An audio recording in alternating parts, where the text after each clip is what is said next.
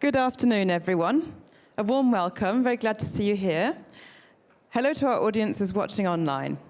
My name is Jenny Fulton. I'm the head of editorial at Art Basel, and I am delighted to be hosting a discussion between artist Jonathas de Andrade, here in the middle, who represented Brazil at this year's Venice Biennale, and Continua artist liaison Margherita Tinagli, to his right, on their transformative shared projects. And I want to say here thank you to Margherita to jump in on short notice, because unfortunately, Verusca has fallen sick.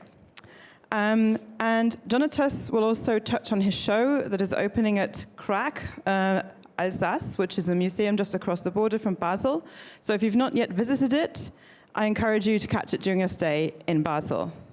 We are honored that the talk will be moderated by Chus Martinez, who is head of the Gender Nature Institute at the HGK FHNW, which is a lot of letters to mean one of the universities in Basel here. The conversation will last 50 minutes, and we'll have a Q&A of 10 minutes where we'll be passing around a mic. So if you do have a question, please raise your hand. And I'm going to hand over to Chus here to jump straight into the conversation. And please do help me give our speakers a round of applause and enjoy the conversation.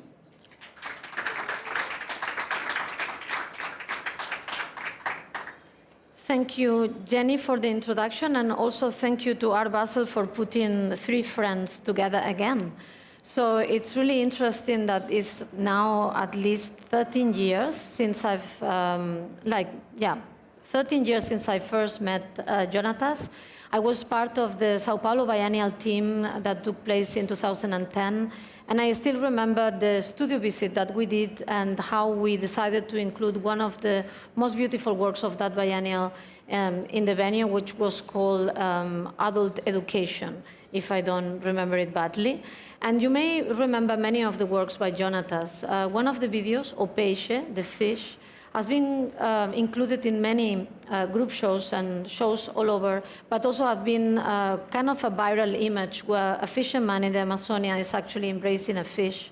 And it became an image of empathy and an image of trying to convey how we can actually think about nature, not only in respect to our needs, but in respect to the needs of nature, and producing a new form of coexistence just with one image. So I'm very, very pleased to be sitting here with him, and he's going to talk about several projects. The two more important ones are probably the incredible project that he did for Brazil Pavilion in a very difficult time, internal and externally, for Brazil in the Venice Biennale of this year edition. So I really want to invite you to go there and see it. And the second is the exhibition he just opened yesterday night in the CRAC in Alsace, which you have no excuse not to go because it's around the corner.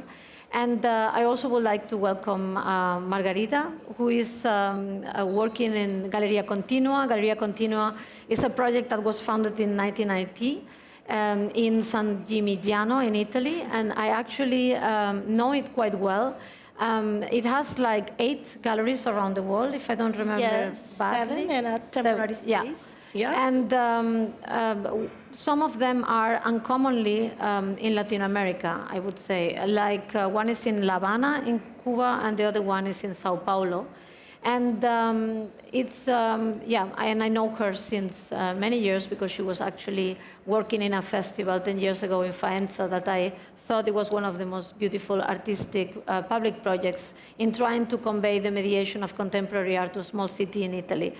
So we are here to talk about the ways of working together. I think many of you know, of course, that galleries take care of the sales of the production of the artist, but they also take care of the production of the artist. The production not only economically speaking, but in the monitorizing, in the being together, in the kind of accompanying the artist through the process of producing new works. And it's also very interesting to try to understand this collaboration through this conversation. And I think that perhaps the general audience is not so aware of the fact that many decision-making processes are happening not only in the studio of the artist, and that many galleries are also becoming an extension, for good and bad reasons. I think not everything is peculiarly good, of the studio of an artist. And they are involved, and it's not only the curatorial, meaning the curator that is invited to an exhibition who is making the decisions. And we would like to address these issues today. And I would invite first, actually, Jonathas to talk about the projects, and perhaps Margherita later to talk about how the gallery works together with him. But I would start by a very small question, perhaps, like, when did you start working with Jonathas? Okay, first time we met Jonathas was in 2013 in Sao Paulo, actually. Maurizio and Verusca was there for the first time participating in SP Arte, and had the chance to get closer to Jonathas' work, who at that time had an exhibition at Galleria Vermelho, which is a very great gallery in Sao Paulo. And actually, Maurizio and Verusca felt that work, that research really, really close to the gallery issues, no? Because Jonathas used to spoke about the Brazilian society, the Brazilian communities, the Brazilian topics, but his work has really a very international echo, has a very global echo. So we immediately invited him to have a show in San Gimignano.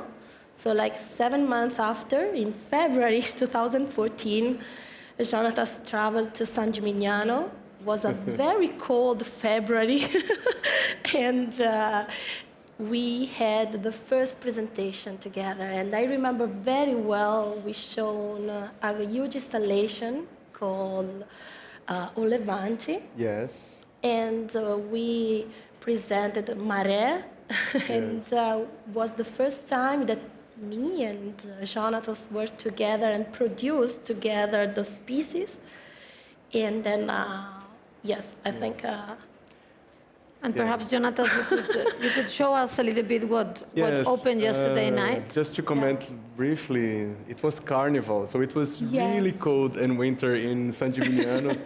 And I had the opening, and I also had the Carnival to go back to Brazil, because my practice is pretty much based in the northeast of Brazil. I live in Recife. And for me, it's been very important to be producing from that perspective, no? But also addressing universal issues through the local. And having partners like Continua has been very important to me, because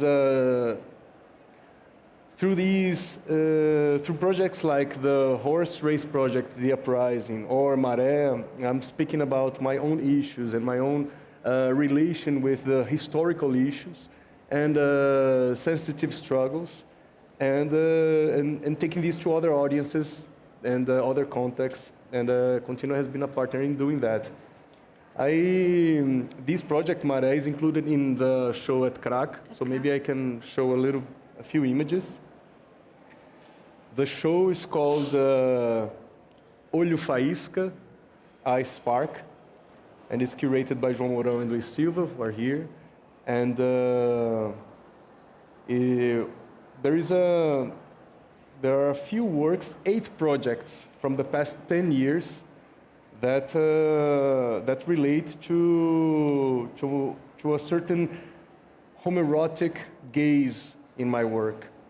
I always tried to take these as a temperature, to take these way of looking or approaching as a methodology, as a sort of temperature that could somehow put desire as a guiding way of going through issues on labor, issues on Brazilian colonial past, And so I'm controlling this slideshow, hold on. So here it's a work called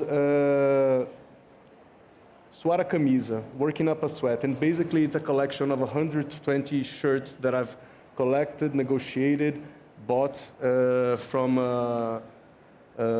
workers in downtown Recife. So I would approach them, and the idea of having the presence of the body through the smell, through the dirt, but also the many logos of the companies, of the local businesses. For me, it creates a very strong landscape, a very strong crowd with the absence of the bodies. So I think it speaks of how labor and workers are pretty much invisibilized in our culture, full of services, putting it possible these big cities and the function of everything. But also there is a process-based relation that it's very interesting, that puts me together to be in the street, taking myself as a negotiator, as a character as well. Here I invited 2 carpenters. This work is called 2-in-1, dois em um. And I invited 2 carpenters to work on transforming these 2 single beds in a double bed. So basically, it's this carpenter step-by-step installation with very delicate frames and very small scale and the technical drawings.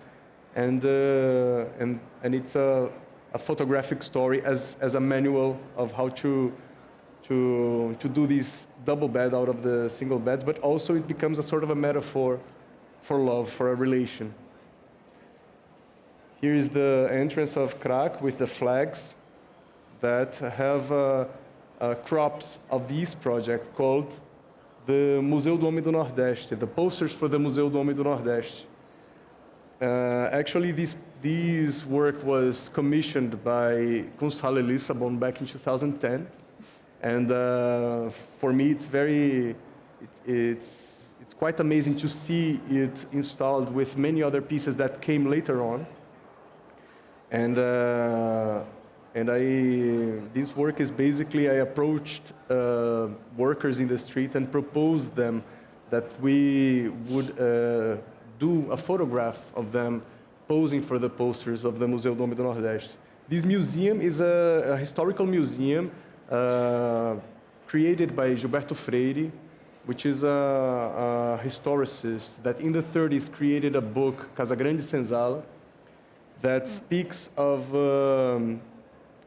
how Brazilian culture was born as a mix of cultures between the native indigenous communities, the colonizer Portuguese, and the enslaved people from Africa. It's a very controversial book nowadays because it's being critically reviewed for being a bit romantic with the idea of a perfect melting pot in Brazil, when actually we have the idea of racial democracy. It's a total myth. We have a very racist society, and which still kills indigenous peoples and black communities like daily. And this comes to the difficult nowadays Brazil, the difficult Brazil we are living right now. So these projects somehow make me review these issues and get me closer to how we deal with this image within today.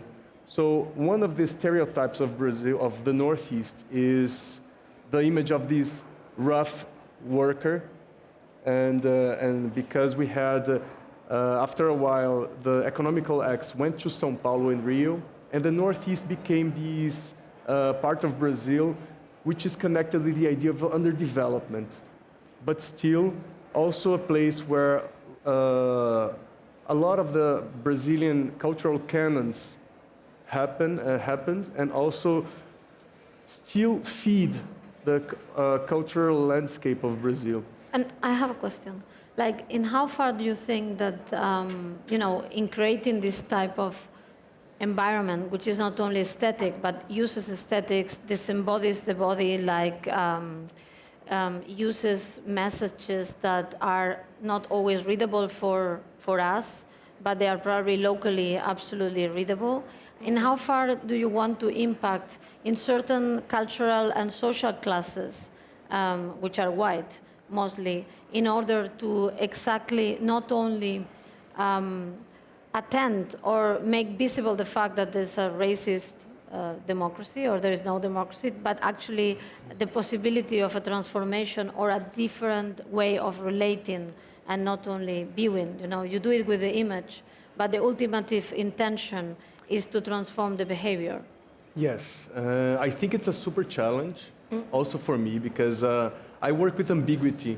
So here, when people come to the work, they don't know if these are original posters from the museum. I did this without the prior permit allowance of the original museum. So I believe this historical conversation through the artwork and through the process creates sparks which are very powerful, and it challenges not only the reading of history, but the role of the institution, but also my role as an artist.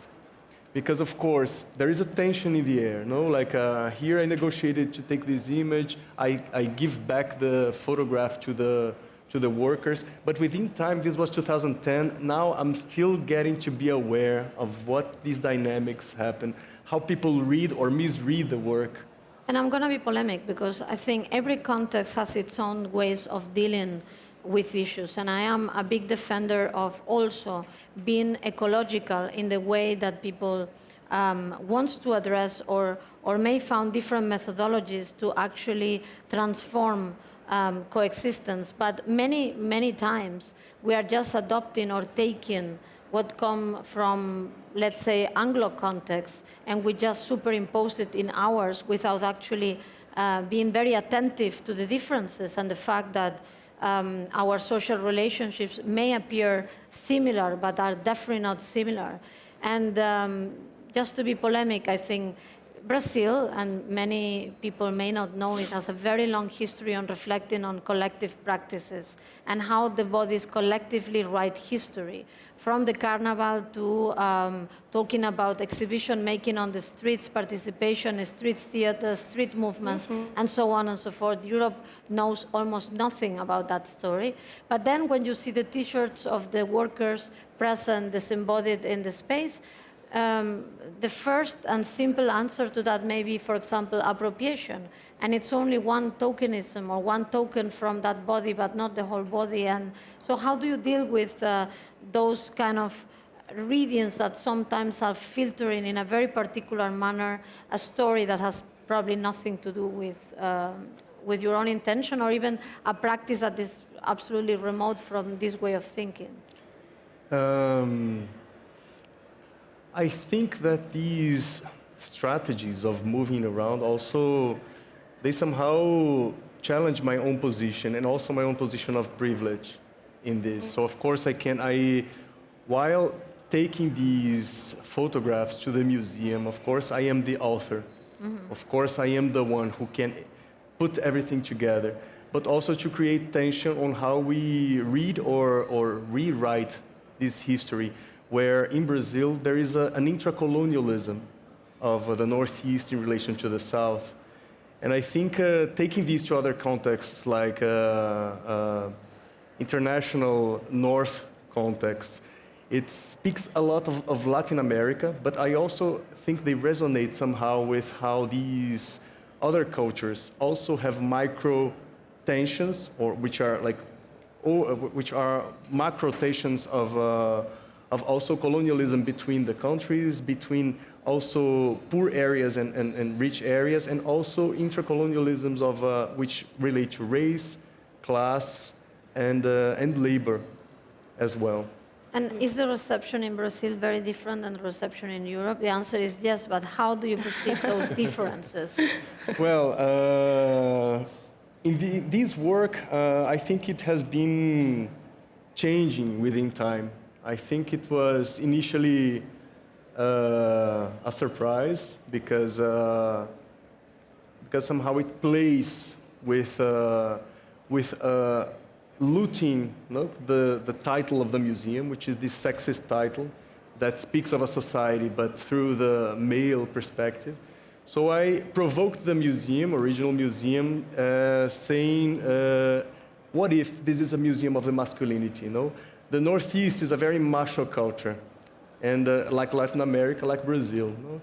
And speaking about these issues with a certain homoeroticism and a homoerotic look was a provocation on these structures. And it somehow, for me, it was surprising that it embarrassed a little bit the image of an institution when you put like gazes of desire to the camera, but also I think it's embarrassing to see those bodies who tend to be invisible in a position of power, but also in a very ambiguous way, because they could be possible posters for these other museums. So this ambiguity was very uncomfortable. And within the time, back there, I had, the work was very provocative, and I think people were unsure what it addresses, because it has so many layers of the process. And now I think the black communities in Brazil are taking the voice more and more. And I think this is a very urgent moment of being very critical in relation to the past history and who speaks about who. So now I think, for example, this type of work, I think it's more tense in Brazil, because if 10 years before these voices were not in the museum, although they were urgent, they were not being part of the programs, now they are, fortunately. So it's very interesting to see how this type of work speaks historically also to a process that is being in course in Brazil, where institutions are challenged to represent better black bodies, not only in the content, but also in the decision makers.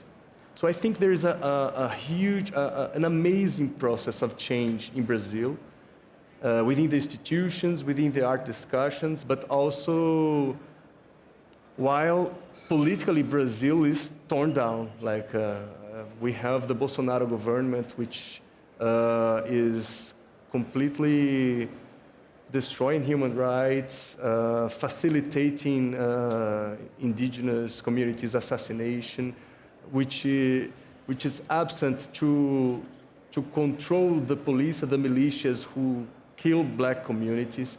So we have a very depressing and challenging landscape in Brazil right now, which puts up to a key moment for today, as we have election and we have the chance to change this course. And this also takes a little bit of to my project in the Brazilian pavilion. I was about to ask it. I think not exactly an easy task that artists would have taken upon themselves, because you did the Brazilian pavilion in the, let's say, in the peak where you really don't want to represent the state. So perhaps you can address this. Yes, discomfort. It was very challenging. I mean, like I said, it's an honor, but also in facing the sadness of what we are experiencing in Brazil, it's a huge challenge, especially to be one artist with one point of view. Even if I speak or try to comment collectively, it's a challenge which is failed to represent something, especially when we are represented by a government that actually doesn't represent. But were you under the impression that it was polarized inside, meaning the question, do you think that the artistic community was behind you in doing so, understanding the complexity, or you thought that even doing that it polarized in both, like the political sector being, of course, against, because you were critical, and the cultural sector thinking that you were an accomplice of, I don't think the discussion went. I don't feel the discussion went into this course, but we had. As I said, we've been having like a very harsh scenario also with important like losses. No, like recently we have we had the death of Jaidres Bell, for example, which was really hardcore. I felt very. He's talking about an artist, Haider, that was actually present in one of our symposia here in Basel, about indigenous cultures. He took his own life after the participation in the Sao Paulo Biennale last November. And it was also part of an incredible discussion about, on the one hand, including indigenous art and artists in major venues, but also exploding the expectations and the market and the value around the world so that some communities cannot take it. And it's actually entering a structure that is not defined and designed for their own needs. So it has been a really important and very sad debate around exactly. So this is the Brazil we have right now. But so I tried to ask myself what project could somehow comment within these complexities and this whole harsh atmosphere that we have. What kind of project could somehow comment of this feeling of the collective body, but without exactly playing with total denouncing and negativity, because we just played the news, and I think the energy was pretty much stuck and pretty much melancholical. So I thought that my role was I thought of a project that could somehow remember the message that we as a collective can reintegrate the decision as a collective body to a new path, because I think that's what we have to engage right now. And Brazil has this history of allegories with the carnival and articulating this collectively, like carnival. Like if every year it's a power party of a catharsis where we re-articulate things collectively, and we get back to collective body. And we go to the streets, and it's pretty much outdoors, and the whole. So I thought to myself, if I don't come with a project that I think it's strong enough to comment today, I would resign this invitation. But I thought it was very interesting. I think you are seeing the images right now, and you know the whole pavilion was full of organs, and those organs were not attached to a body that could be recognized. And it's very interesting because even in biology, the scientists are trying to convey an idea of the body as being much more decentralized from the brain as we may imagine, so that the stomach makes decisions, the ears make decisions, the eyes may have functions that are actually compatible with other organs, and that the interconnectivity among the organs is much more creative, as the very classical idea of biology that everything is designed by this kind of president of the body, which is the brain.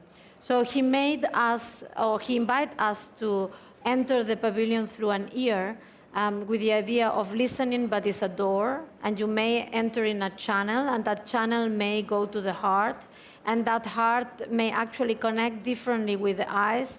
And somehow it was a reflection of perception that on the one hand was talking about complexity, and on the other about the possibility that every one of us, we are bodies, but we may ignore other bodies absolutely.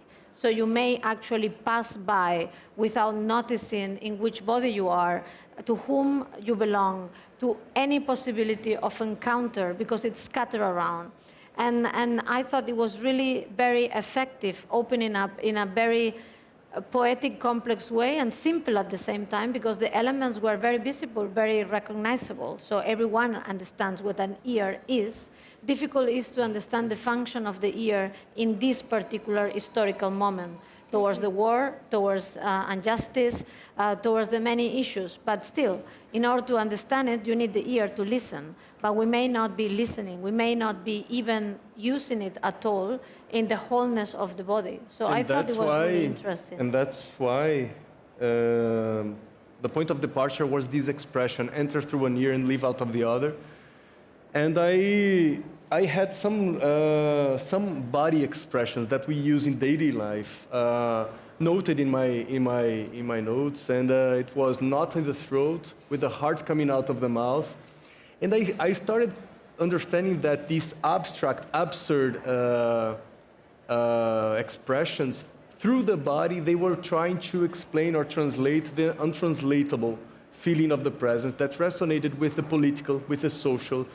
And language is something that depends absolutely on the present to exist. These expressions are taken to life through everyday use, and they are adapted to situations and so on. So I started collecting them and thinking of sculptures, photographs, and video installations that were pretty much sensorial, that with the idea that we can enter through the human body and understand through a certain abstraction what we are living through the language and how we use it and how it addresses with what we live today.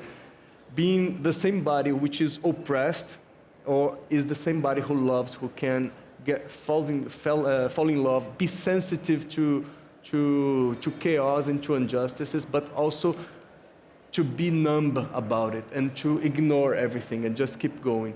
What are we going to decide? So collectively, I thought it would be a system to share in an exhibition. And I thought as well, in seeing the pavilion, in the year of Documenta, now is Documenta 15, I remember the function of Documenta.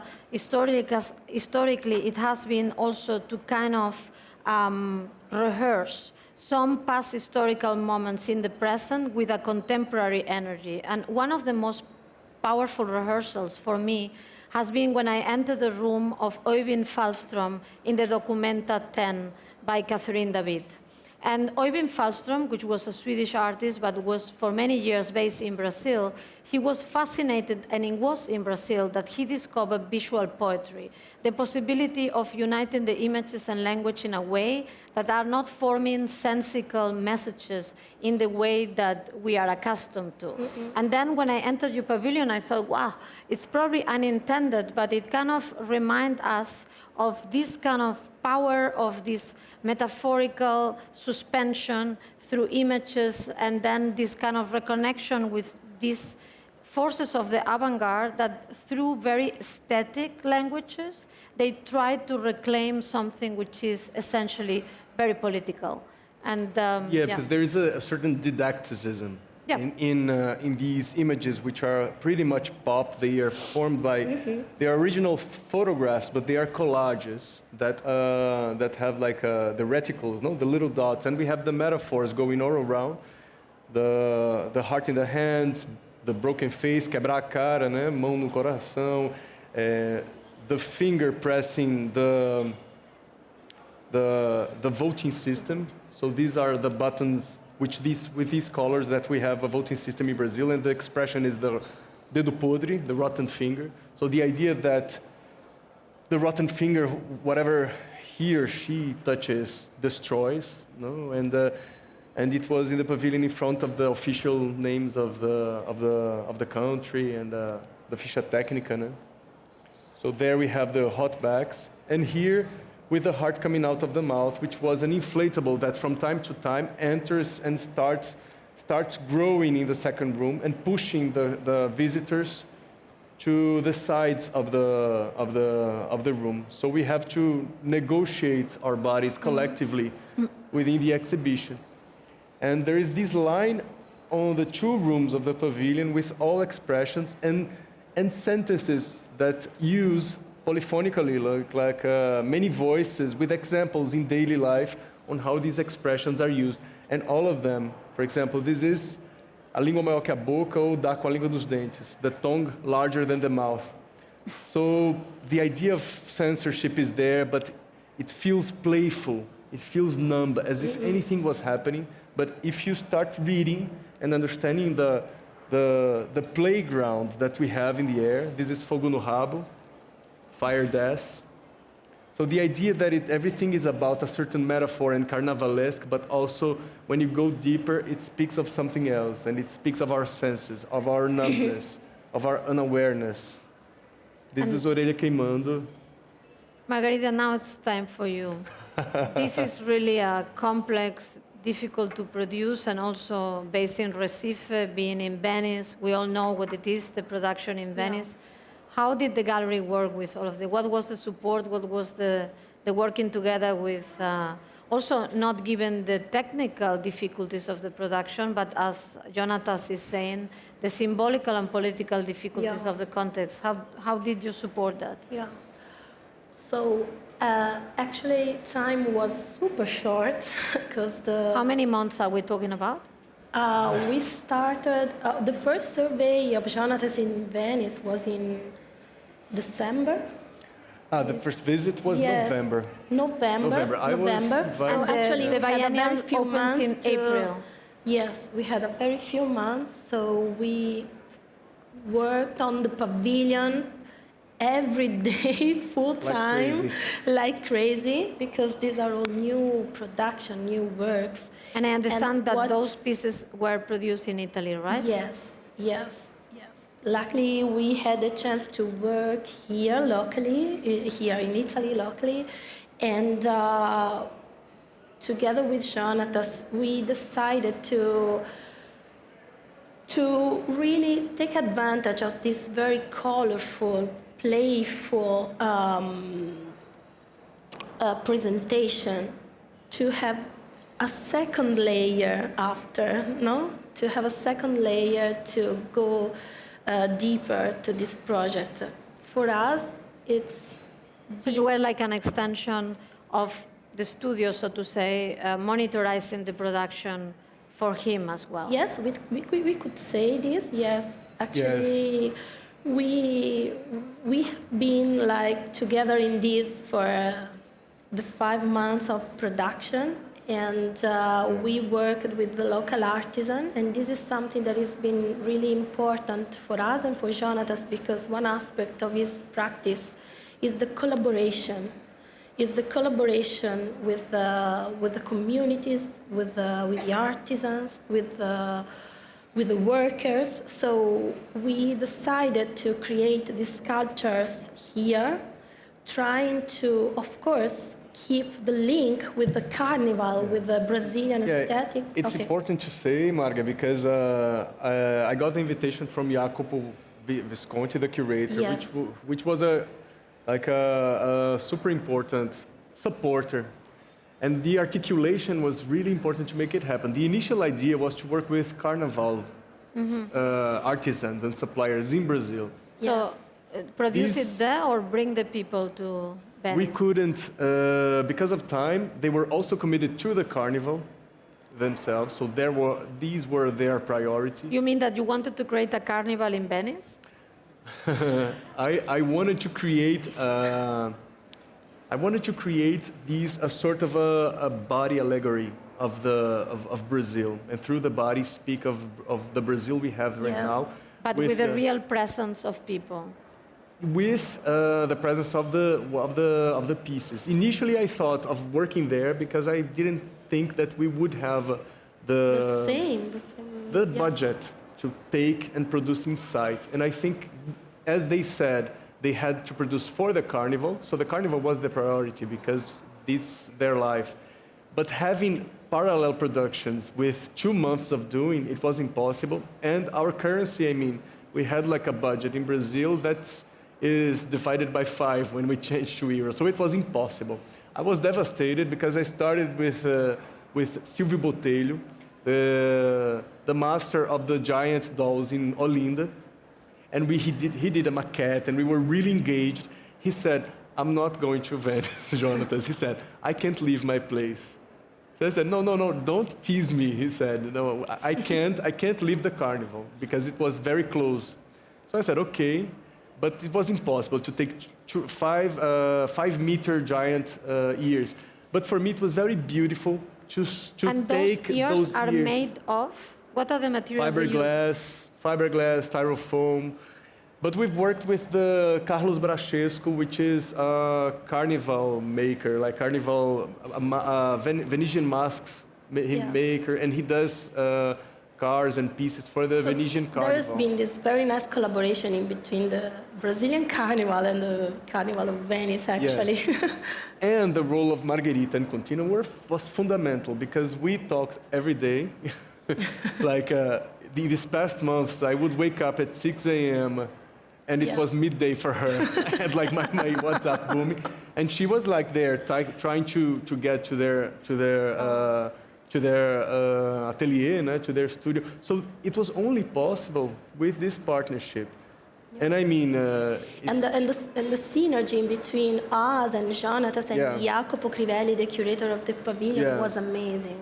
Yeah, Because we this were was- really engaged, we were really involved in this process, and actually it's been... yeah, it's a project that it has another scale. It has a few things that I've never done before. The inflatable, for example, is pretty expensive. I had these ideas that with collaborations, I could work with synetical sculptures, things like this. Of course, as a young artist, I could never do this. And within this career and the collaboration with a gallery like Continua, I could try to risk these things, because that's something. With the pandemic and with this depressed Brazil, I also thought I had to challenge myself as an artist. I felt within the years, I was somehow committed to my own understanding of how people would read my work. So I was somehow repeating my own challenges within a certain formula. And I said, no, I took my notes. I still am working with language and with system, but I said, I have to challenge myself with something that goes through the scale. If it's about the body, we have to feel little ones within this pavilion. And I may not be understood, but I think that was exciting to me. And I think it was, if representing the body and the bodies which within this complex discussion of who is representing who speaks about who, I'm rethinking these things through. So I thought that in allegories and without a clear representation, I could speak of a collective body, which is actually pretty much chopped within my head and within my feelings, you know? But I think it's very important what you are saying, because I also thought, and you said the sentence, it may have not been understood. I do think that it was, but also I can sense the difficulties, because the Venice Biennale this year was framed in a very, let's say, specific way, talking about mostly,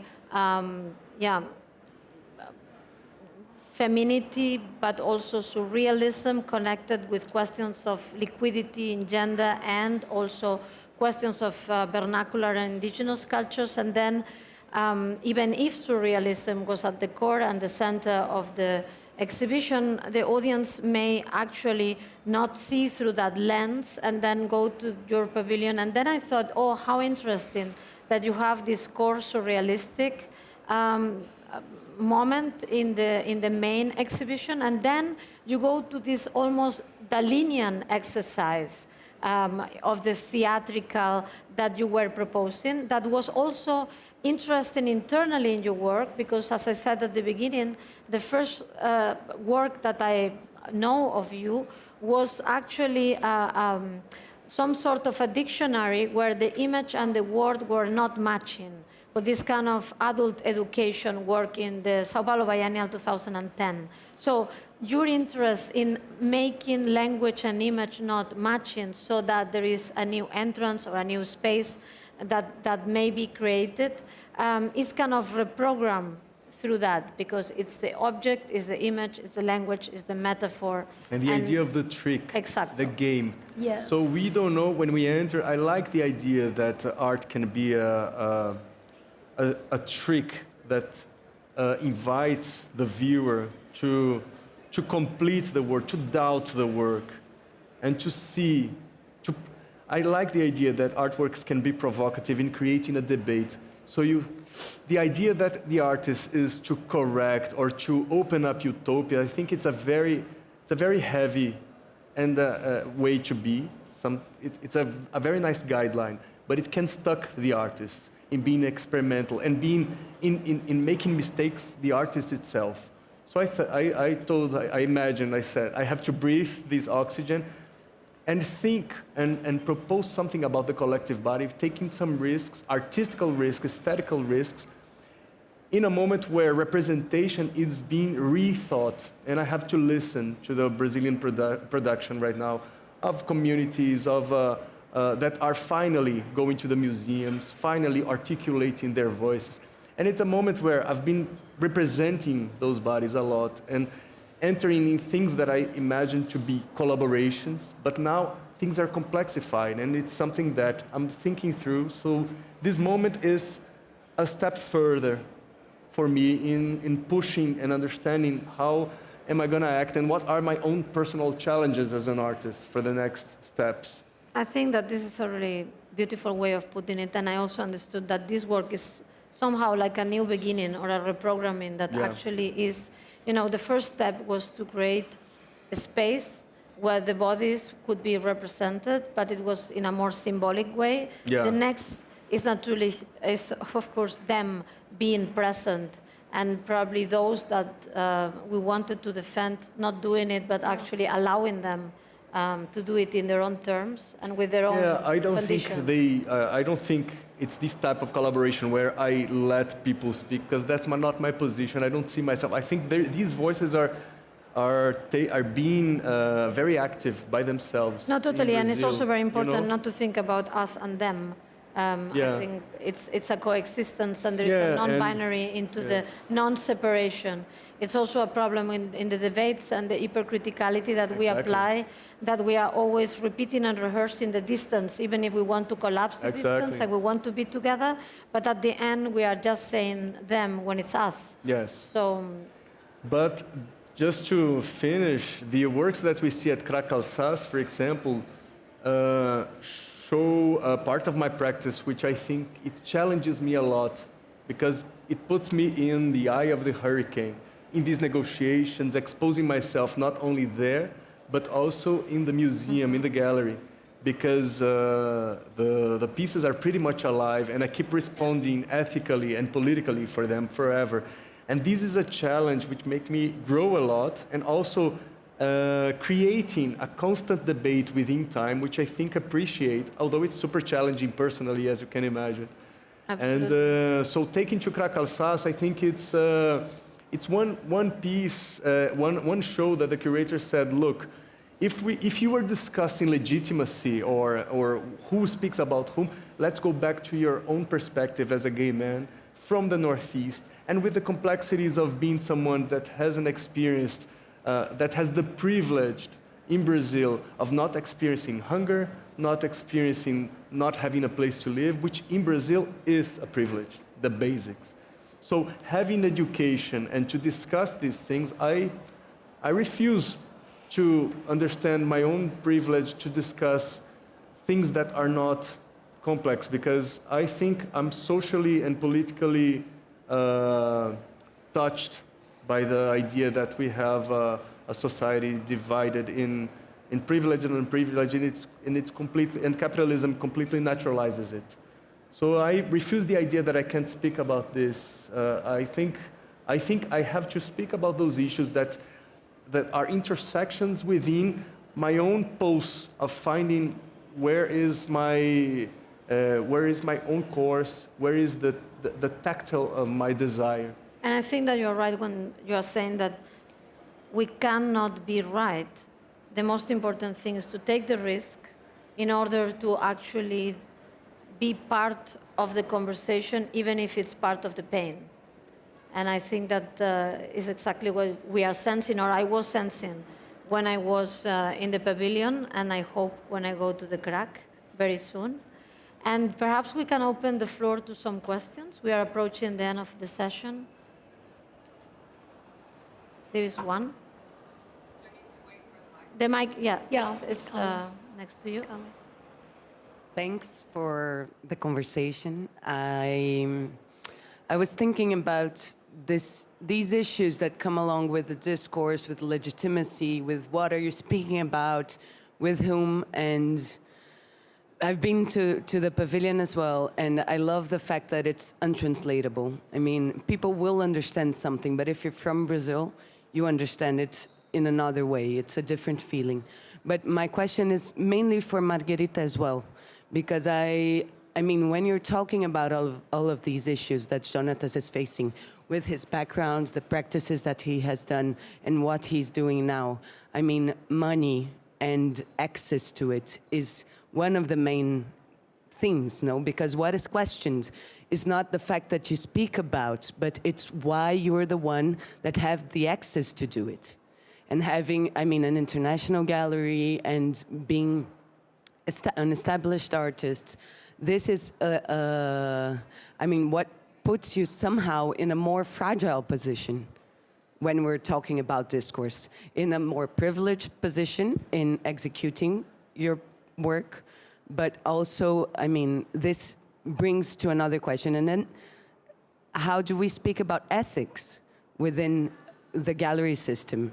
And if we're talking about photography, for example, there's a whole legacy of appropriation or images of people that don't know that their images are in certain places, and these images are sold to people. I don't know. I wonder a little bit if there is a conversation in this sense of thinking about the ethics of selling when we're dealing with more delicate issues. Oh, but thank you for this question, because actually it really allowed me to speak about a really crucial aspect of Jonathas' work, which is the deep, respectful relation that Jonathas is able to create and to carry on with the people he is working with. For example, an aspect of his work is the collaboration, the really close collaboration and connection with the people, with the work. We have seen the workers, we have seen the small communities. I'm thinking about the beautiful series of work with the Kayapo, the women of the Kayapo community of Amazon. I'm thinking about the beautiful series of work connected to the Tejucupapo village in Brazil. And each time he is close to these people, the relation is never of being, it's never asking them to be in his work, it's being together in his work, no? I want really to put the attention in the fact that it's incredible, it's still incredible for me after 8 years of working together to see how the people are donating themselves to Jonathas. You can see in the eye of the people who you photographed or you put in your videos. For example, I'm thinking about Olo da Rua, which is the video who is current on view at Penumbra, the exhibition of In Between Art Field Foundation in Venice, and which is about a small community of homeless people in Recife, and it's incredible for me to see how these people are donating themselves to Jonathas. I suppose that the question is also not only how they participate and they trust, because they do probably and so on, but more how do you share without them asking. Yes, and this also because there is a market and there is a circulation of capital and there is needs on the other side. So it's more about what do you share or how do you participate. And we do share, actually. Yes, we do it's share. a very good question. Yes. May I complete? Yeah, of Margherita? course, of course. No, it's a very good question because it takes me, it was an understanding. I started, it was a progress within years. Because initially I started as a young artist with low budget, with no, the prices were starting. I was not, when I produced, I was not aware or I was not sure if the works were being sold or not. There were initial relations with the galleries, like for example, the posters. It's one work that became important within time. And back there, I paid I paid like a small fee to the participants and gave the photograph back. Within the years, those editions got like more price, and I started understanding that wasn't a complex situation, a complex relation, that I had to rethink things. In other works, I started experiencing differently. I tried like larger fees, and I tried percentage of sales, up to a point with the Kayapó, I Yes. proposed 1/3 of Yes, the this is income one that I wanted to to be, say then. yes. That, it's actually a share. Yes, we share, and it was, I mean, it is a challenging negotiation between me and the artist, but I couldn't do any, like, in any other way with them, because the work is not only produced, but it's about the territory, it's Yeah. about their understanding. So in this work, I proposed that women use their ancestral drawings that they do in their body in a drawing of a historical map of their own territory. So it's a clash of drawings. If there is like an authorship together with them, it's my proposal of joining these drawings and the battle of drawings.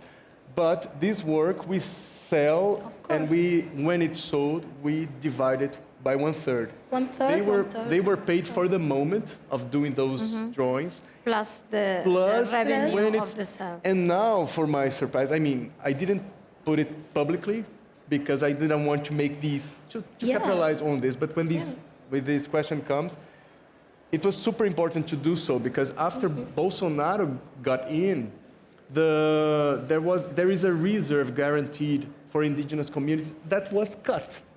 So these incomes became fundamental in some moments during COVID. Absolutely. And I was like pretty in shock because I had no idea back then. And then the Institute also didn't know about the prices of the works when we did, because I said, look, we don't know if it's going to sell or not. So I didn't want to put any pressure or expectation. So we paid for the moment. And then they started getting the incomes of the sales. Of course, But of they course are the this third is- party involved in But the of course we project. know it's a very delicate conversation between the artist too, and the gallery too. Of course, I think, Yes. as we say, it's a matter of trust and a matter of long-term working So, together. And I mean, if I want to continue with collaborations with communities, because these challenge me, and that's a lot what my work is about, I think I have to push these boundaries even further. even further. Of course. Yeah. Totally.